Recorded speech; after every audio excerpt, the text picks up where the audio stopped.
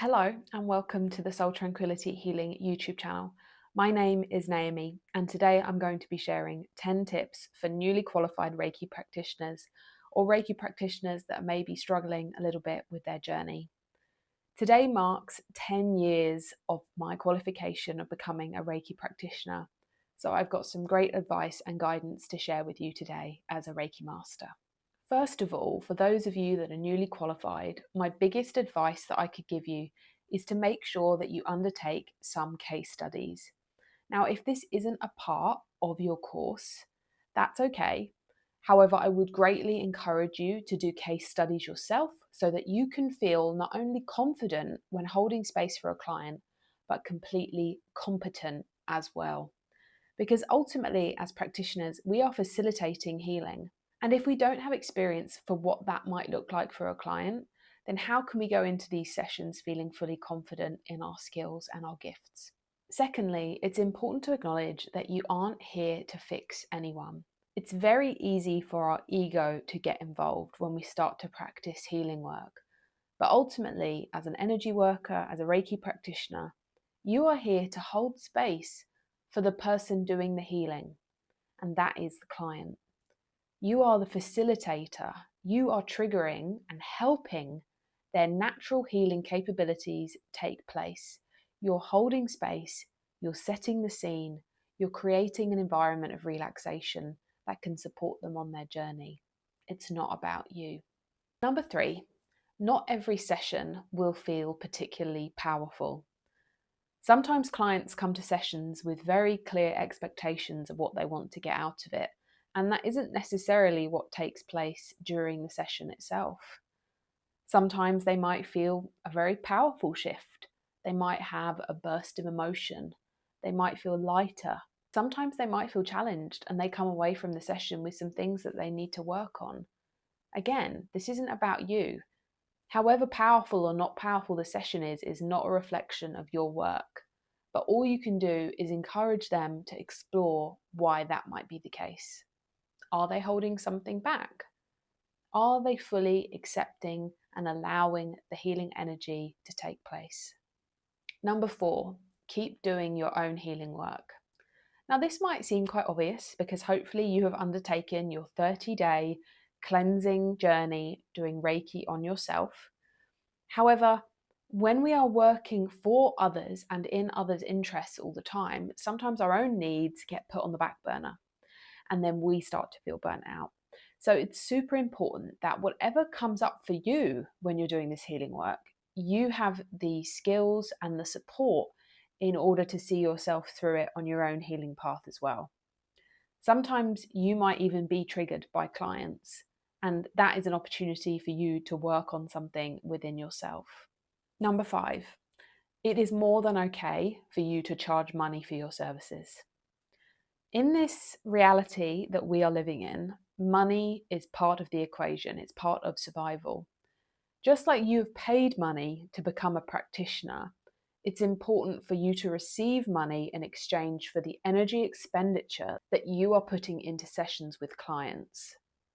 It's up to you what you want to charge. There is a lot to be said for doing volunteer work. I myself, when I was first a Reiki practitioner, I used to volunteer in a hospice and I used to volunteer for an endometriosis charity. So certainly give your gifts voluntarily, give your services to the needy. But in your work, if you're choosing to do this as a practitioner and make it a profession or maybe a small side hustle, you need to charge for your work and not feel ashamed of that. Number 6, boundaries are very important. Sometimes it can feel challenging when we are creating a connection with a client to put up boundaries to things that they might be overstepping on.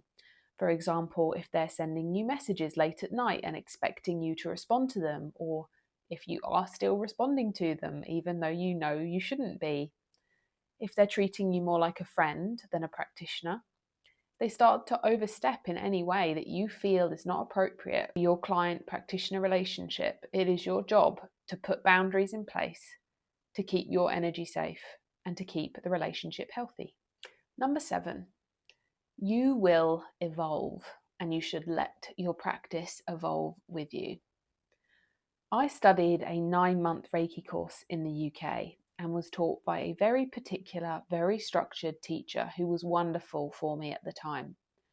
However, I think to some extent, maintaining that very structured practice for such a long time held me back from fully allowing my intuition to take over when I was giving a session.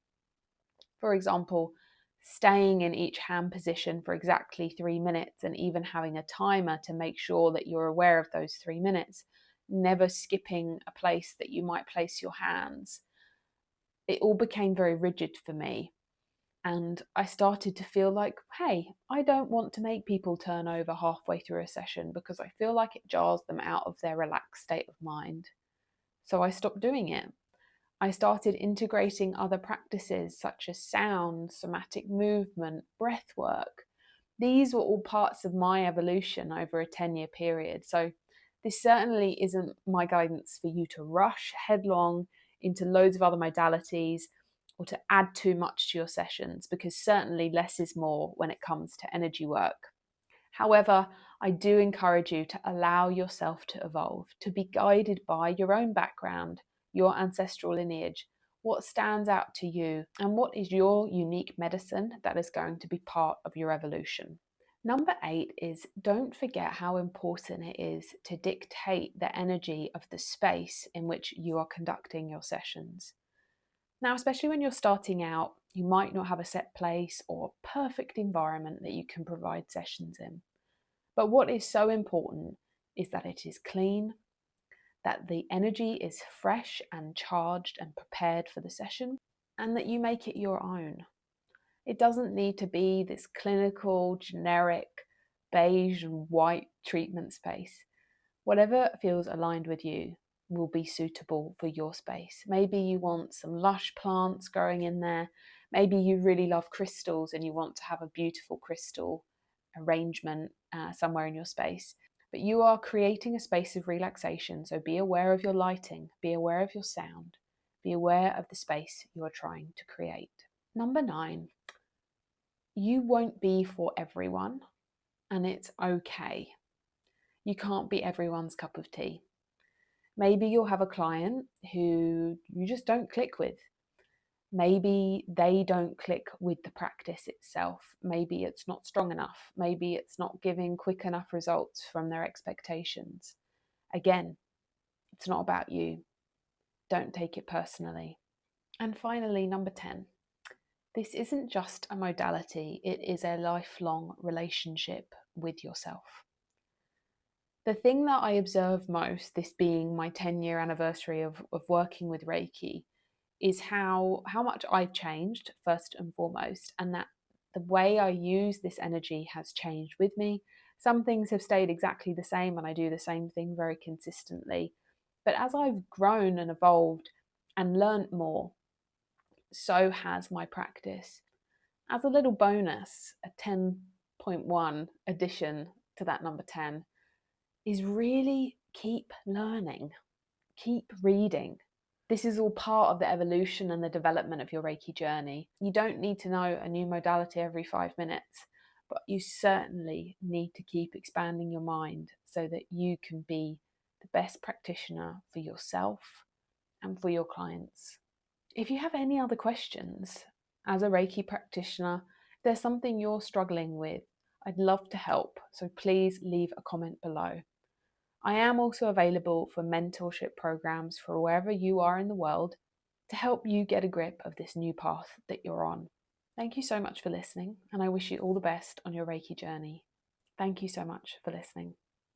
Don't forget to like and subscribe if you want more tips and guidance similar to this, or follow for our over 100 guided meditations that are uploaded nearly every week.